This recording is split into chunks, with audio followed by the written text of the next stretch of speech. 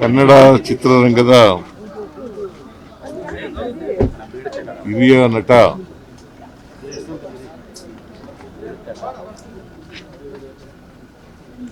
ಹಾಸ್ಯ ನಟ ಶ್ರೀ ಉಮೇಶ್ ರವರು ನಿಧನರಾಗಿದ್ದಾರೆ. ಅವರಿಗೆ ಸುಮಾರು 80 ವರ್ಷ ವಯಸ್ಸಾಗಿತ್ತು.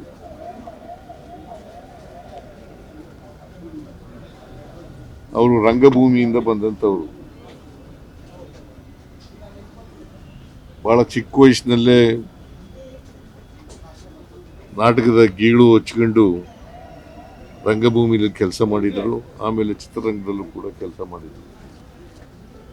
ಅವ್ರ ಮಗಳು ಸಿಕ್ಕಿದ್ಲು ಈಗ. ಅವ್ರ ಮಗಳು ಒಬ್ಬಳೆ ಮಗಳು.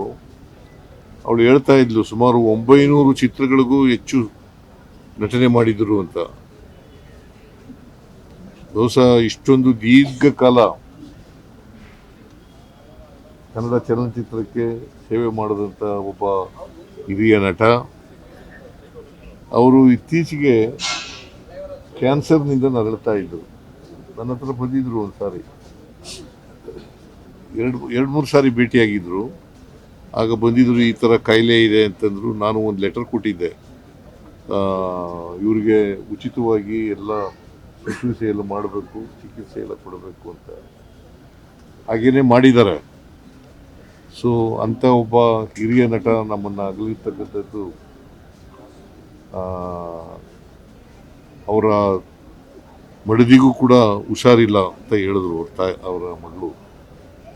ಸೊ ಅಂಥವರು ನಮ್ಮನ್ನು ಅಗಲಿದ್ದಾರೆ. ಅವರ ಆತ್ಮಕ್ಕೆ ಚಿರಶಾಂತಿ ದೊರಕಲಿ ಅಂತೇಳಿ ನಾನು ಪ್ರಾರ್ಥನೆಯನ್ನು ಮಾಡ್ತೇನೆ. ಅವರ ಮಡದಿಗೂ ಕೂಡ ಗುಣವಾಗಲಿ ಅಂತೇಳಿ ಈ ಸಂದರ್ಭದಲ್ಲಿ ಪ್ರಾರ್ಥನೆ ಮಾಡ್ತೇನೆ. ಅವರ ಬಂಧು ಬಳಗ, ಅವರು ಎಲ್ಲಕ್ಕಿಂತ ಭಾಳ ಮುಖ್ಯವಾಗಿ ನಮ್ಮ ಮೈಸೂರಿನವರು, ಅವರ ಆತ್ಮಕ್ಕೆ ಚಿರಶಾಂತಿ ದೊರಕಲಿ. ಅವರ ಬಂಧು ಬಳಗ ಅವರ ದುಃಖವನ್ನು ಭರಿಸ್ತಕ್ಕಂಥ ಶಕ್ತಿಯನ್ನು ನೀಡಲಿ ಅಂತೇಳಿ ಪ್ರಾರ್ಥನೆ ಮಾಡ್ತೇನೆ.